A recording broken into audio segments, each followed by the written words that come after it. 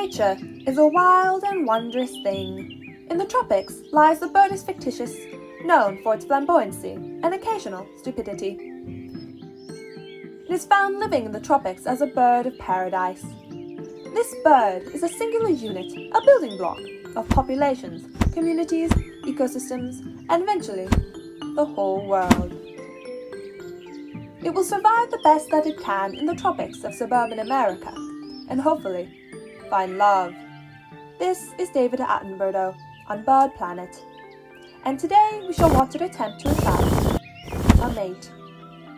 Individuals cannot breed with individuals from other groups and species, and so, in fitting fashion, this particular birdus fictitius will pursue another of its kind, of the variant Annabellus. While they possess different phenotypic and genotypic characteristics such as hair and eye color, they are still part of the same population. Populations are always changing and are incredibly dynamic, changing over time due to varying rates of birth, death, immigration, emigration, and carrying capacity, which is the maximum population size an environment can support based on available resources, competition, disease, and predation. Populations are defined as the number of individuals of a specific species in one specific area. Here, however, at this point in time, there are only 2 birds of the species on Earth. Chirp, chirp, chirp. Chirp, chirp. Chirp, chirp, chirp, chirp, chirp. What a catch. Chirp, chirp, chirp. Now, they will continue to date on the canopy in order to pursue the ever-popular slow burn romance. Chirp, chirp, chirp, chirp, chirp, chirp, chirp. This must be a modern development in the birdus fictitious culture. Modern dating at its finest. Whatever you say. Gathered here before us is birdus fictitius and Annabellus birdus. They're here to get married after meeting in some grass, after a fateful collision in the grass. Speak now or forever hold your Chirp, chirp! Annabellus! You can't marry him! It's me, Eduardo, your childhood best friend and neighbor! We had crushes on each other that went unrequited for 3 Netflix seasons before you tragically had to move nests. Please don't marry this man. I love you. Now it is time for their 3rd act breakup.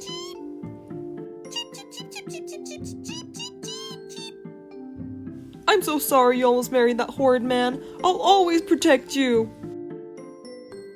It appears that the birdus fictitious has more genetic diversity than previously thought. This bird's heart has been broken. Deeply. Luckily, it is surrounded by a community willing to support it. Similarly in biology, communities are what keep populations strong. Communities are all the populations in an area and their interactions. This escaped Petco hamster is part of it, as it lends a hand to the strengths of its community through genetic and emotional support. More genetic variation in biodiversity is directly correlated to better defenses against threats, as it increases chances of a variant of organism, present with the ability to survive environmental stresses through natural selection. This hamster, for example, is better suited at surviving the tumultuous love life of nature.